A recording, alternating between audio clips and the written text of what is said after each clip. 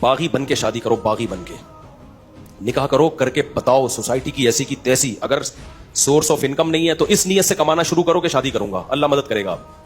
اور کسی چیز میں آر محسوس نہ کرو. ٹماٹر کی ریڈی لگانی ہے اور ریڈی لگا لو, اللہ دیکھنا کیسی برکت دے گا. آپ کا ایک وقت پہ ٹماٹروں کا بزنس ہوگا, سمجھ رہے ہو.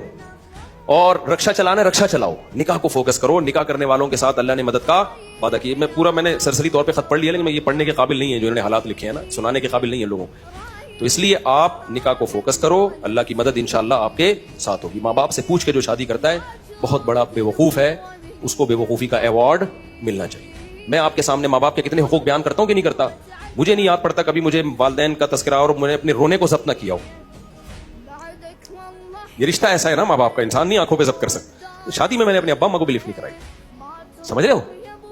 لوگوں نے شادی کی, ہماری اماں تھوڑی خوش تھی دوسری شادی پہ کہ بیٹا ماشاءاللہ ماشاءاللہ. کون خوش ہوتا ہے, رشتہ ہی نہیں مل رہا تھا. جہاں جاتے لڑکی والے کہتے ہیں اماں کو تو لے کر آؤ, ہم کہتے ہیں اماں ہی تو سب سے بڑی رکاوٹ ہے.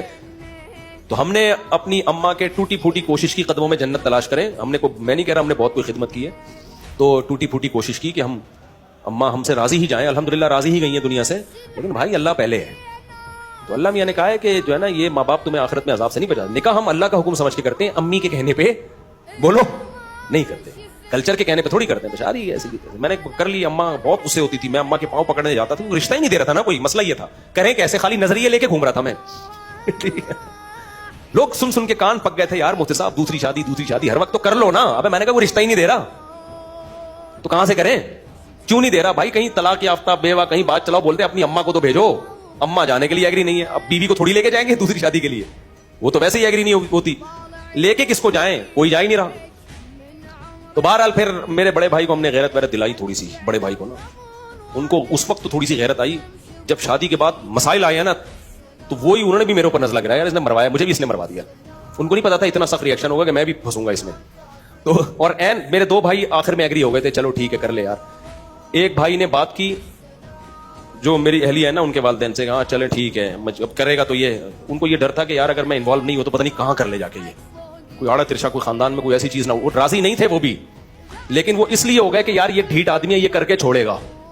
تو اب اگر ہم انوالو نہیں ہوئے تو پتہ نہیں کوئی اٹھا کے آڑے ترشا ہمارے خاندان میں بدنما کوئی دھبا نہ لگ جائے, کوئی منہ دکھانے کے قابل نہ رہے خاندان میں.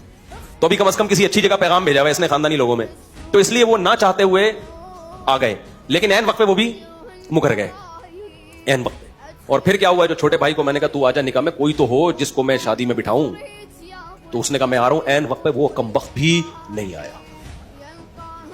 میرا بھائی ہے, میں تو کہہ سکتا ہوں نا چھوٹا ہے, کمبخت ہے نہیں, بڑا نیک آدمی ہے, لیکن میرا تو حق بنتا ہے نا. عین وقت پہ وہ بھی مکر گیا, نکاح نامہ لے کے گھوم رہا.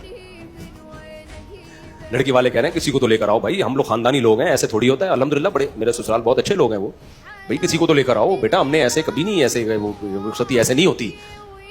تو میں کیا کس کو لے کر آؤں.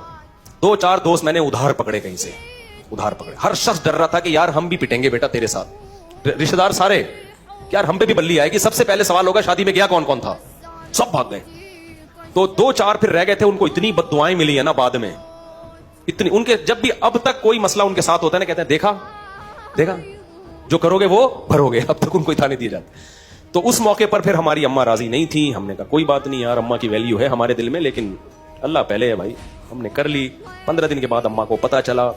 میں جب اپنے گھر آیا تو مجھے گھر میں گھر کی مستورات کے رونے دھونے کی ایسے آوازیں آ رہی تھی جیسے گھر میں کسی کا جنازہ ہو گیا ہو. میری والدہ بھی رو رہی ہیں, سب بہنیں بھی رو رہی ہیں. ہائے یہ کب شادی ہوئی ہے یار, چلو بیوی روئے سمجھ میں آتا ہے, اس پہ سوکن آئی ہے نا, سارے ہی رو رہے ہیں. پڑوسنوں کو پتا چلا, ہائے ہائے ہائے ہائے ہائے اس مولوی نے ہائے ہائے کیا کر دیا. پڑوسی برے بن گئے میرے لیے سب. جس کو ابھی تو ماحول بن گیا ہے, ابھی تو ماحول بن گیا, جب میں نے کیا تھا ماحول نہیں بنا ہوا تھا. لوگ اچھمبے کی نظر, بھائی یہ کیا ہو گیا. پھر وہی میں مشہور قصہ ہے, میرے پر اتنا دباؤ آیا نا, اتنا دباؤ, میں گریبان کھول کے ایسے گھوم رہا تھا جیسے موسٹ وانٹڈ.